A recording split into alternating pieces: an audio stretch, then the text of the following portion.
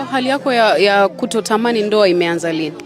Sio hivyo, umeshai kunisikia hata siku moja mimi nasema natamani kuolewa? Mimi nimeshai kusikia.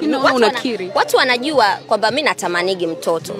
Hicho ni kitu ambacho watu wanakijua kwamba Wema hichi anakitaka, lakini sidhani kama nimeshai kuenda mitandaoni au kwenda out there nikasema kwamba naitaka sana ndoa. Hapana. Ikitokea sawa, mimi nasemaga wallah, kwa sababu ni kitu ambacho tayari kimeshapanga.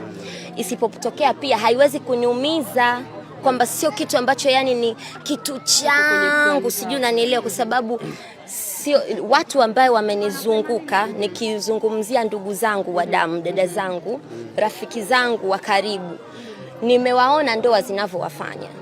Sawa, labda hiyo pia kidogo kama imenidisturb, nikiona kwamba mtu mnaweza mkao mnapendana alafu siku mnaoana tu ndo mnaleta shida, sijui unanielewa.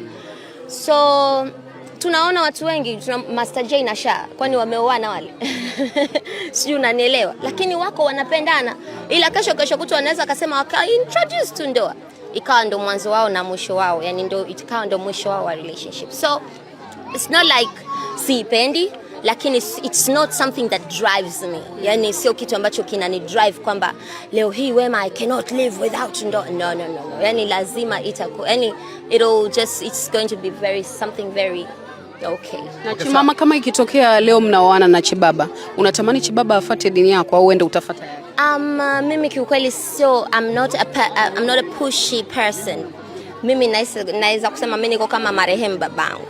Marehemu babangu mimi alikuwa Roman Catholic, lakini hajawahi hata siku moja kutuforce sisi kwamba ni lazima muwe wa Kristo au ni lazima mfuate nini. No.